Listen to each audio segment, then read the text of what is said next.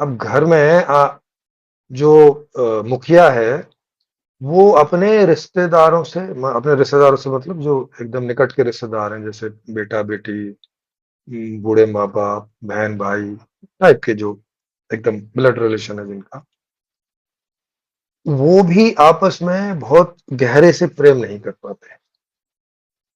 माने जो भाई-बहन अभी छोटे थे और आपस में काफ़ी प्रेम था क्योंकि उन्हें एक-दूसरे को के लिए कुछ खर्चा-वर्चा करना नहीं था।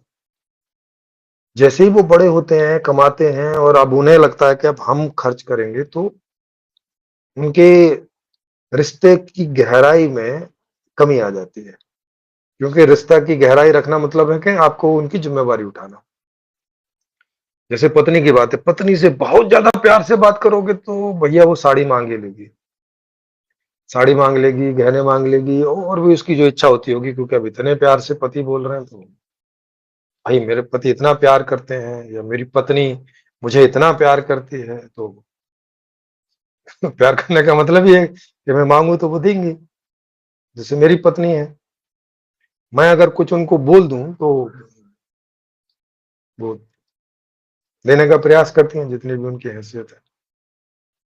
और अगर नहीं देंगी तो तो उन्हें भी ऐसा लगेगा कि क्या है, मतलब उन्हें थोड़ा ऐसा व्यवहार करना पड़ेगा कि वो जो मुझे प्यार दर्शाती हैं या भावनाओं से या प्रकट करके ऐसे पूरे शारीरिक रूप से, तो उसमें कमी आ जाएगी, क्योंकि जैसे ही वो ज़्यादा प्यार दर्शाएँगे मैं कुछ ना कुछ माँग लूँगा, मुझे जो चाहिएगा।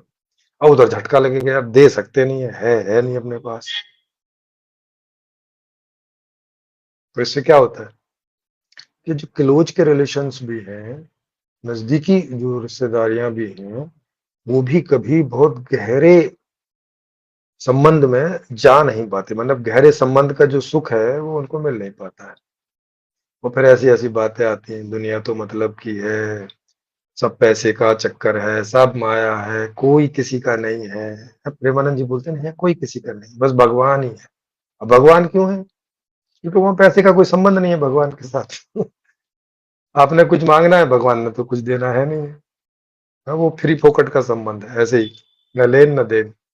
बस ये सोचना ही है, आपने सोच लिया और बस दैट्स इट। तो आप देख रहे हो, मतलब हम संबंध के लेवल पर भी गहरे नहीं जी सकते इस मूल्यांकन विधि के दुष्परिणाम के रूप में। और 90% लोगों ने गरीब रह जाना है, वो मैं अपने पहले के वीडियोज में बता चुका हूँ कि इसकी वजह से क्यों है। क्योंकि अधिकतम लोग मांग नहीं कर पाते बाजार में, तो बाजार उसका प्रोडक्शन नहीं करता, और प्रोडक्शन नहीं करता तो फिर उसकी आपूर्ति नहीं होती। क्योंकि मांग करने के लिए बाजार बोलता है कि पहले पैसे दो, तभी मांग होगी। पैसे दो तो हम आपकी मांग को का प्रोडक्शन करके उसकी आपूर्ति कर देंगे। पहले पैसे आते नहीं, क्योंकि पैसे तो आते काम से, कि काम मिलेगा तब पैसे होंगे, और काम तो मिलेगा जब आप मांग कर रहे होगे और कोई कुछ प्रोडक्शन कर रहा होगा तब।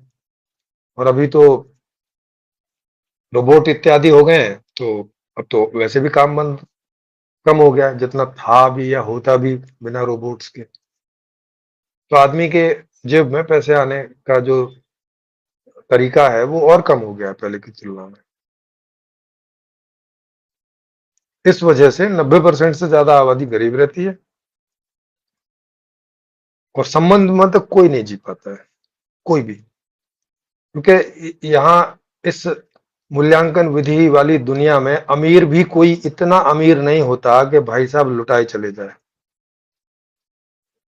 अडानी अंबानी टाइप के लोग भी बस इतने ही अमीर होते हैं कि बहुत ज्यादा निकट के उनको ही थोड़ा बहुत दे सकते हैं, कि माँ बाप को दे दिया और बीवी को दे दिया और बच्चों को दे दिया बस। मित्रों को और दूसरे दूर के रिश्तेदारों को और बाकी वहां वो भी सोचने लगते हैं कि कितना देंगे, कहाँ तक देंगे, कब तक देंगे भाई। सामने वाला तो मांगता ही रहेगा, और मांगने वालों की संख्या ज्यादा होगी भी, कि जहां केवल 10% लोगों की ही लाखों रुपए की कमाने की स्थिति है, तो बाकी 90% ने तो मांगना ही है। वो तो देने की स्थिति में होता नहीं, क्योंकि गरीब आदमी तो मांग ही सकता है, देने की स्थिति तो उसकी है नहीं।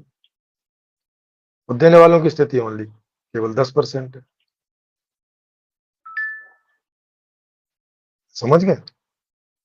तो ये बात है। तो मूल्यांकन विधि उपभोग केंद्रित नहीं है, मूल्यांकन विधि एक तरीका है उपभोग की चीजों को आदान प्रदान करने का, है ना? उपभोग तो हमेशा ही रहेगा।